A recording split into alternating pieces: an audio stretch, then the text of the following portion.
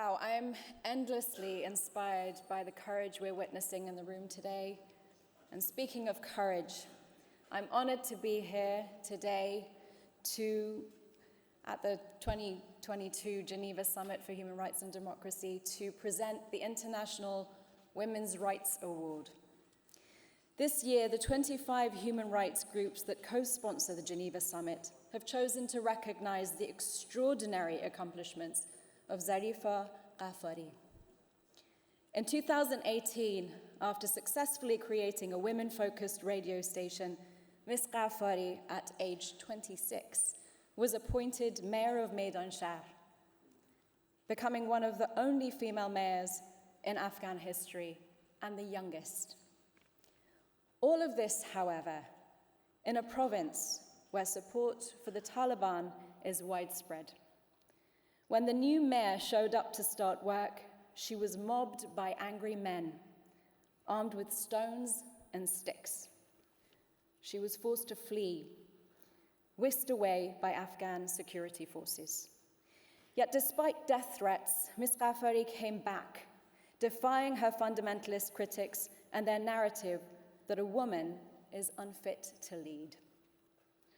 She then withstood a walkout by all of the male members of her office. In the face of this adversity, she demonstrated ability and courage in tackling her town's problems. She soon started implementing public works projects such as road repairs and successfully launched a Clean City, Green City campaign. She took to the streets with free rubbish bags and reduced littering.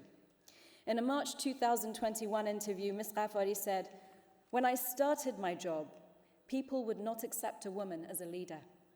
They were ignoring me, laughing at me, and making challenges for me.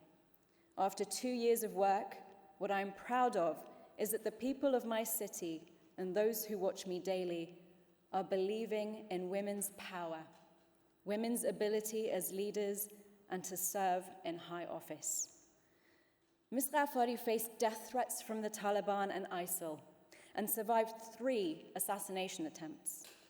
Tragically, gunmen killed her father in November 2020, and she believes it was the Taliban trying to intimidate her. In 2019, the BBC listed Zarifa Ghafari among the 100 most inspiring and influential women in the world. In 2020, she was named by the US State Department as an International Woman of Courage. Indeed, Ms. Ghafari's courage has inspired girls and women in her community and across the country. As a trailblazer and door opener for a new generation of young women, she helped empower the women of Afghanistan.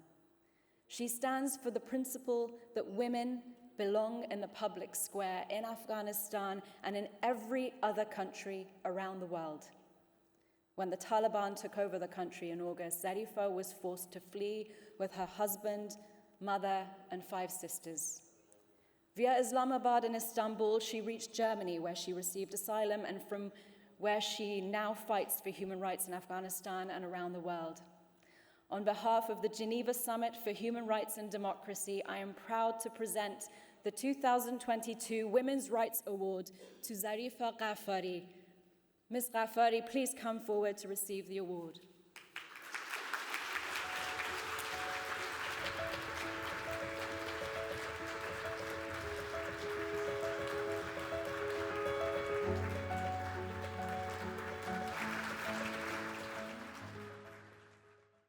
Hello, everyone. Thank you so much.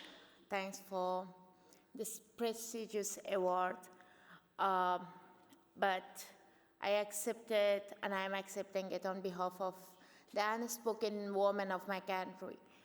The women which saw their bodies being born, died, abandoned, and now they are seeing their daughters, and they see themselves not able to at least enjoy their primary rights to education in my country. Afghanistan is the only one country around the globe where women or girls are not able to go to school. And I'm really broken down into pieces while just having a small short of statement from UN by saying we are so sorry. No, man, we don't want you to be so sorry. You have to act, at least now after 7 months. And I'm so happy I'm receiving these awards and platforms, at least now after bringing the same previous terrorists and women rights abusers, government of Taliban back to power by international community in my country.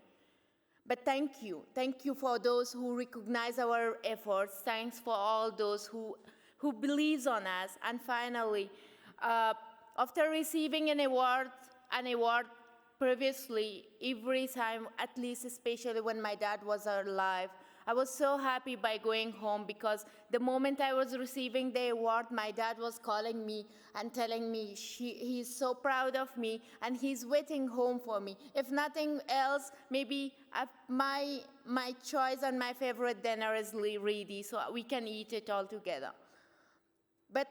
But this time, since long time, I don't have that dad calling me, and at the same time, it's more broken and heartbroken that I can't take this award to my home and where I belong to.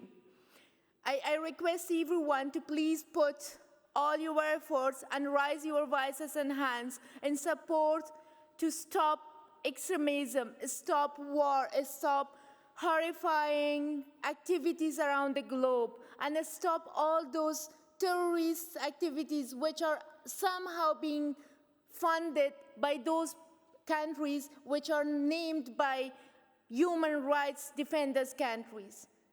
Please stop producing weapons. Please stop trading by women, by men, and by political activities which causes human beings' lives. Thank you so much.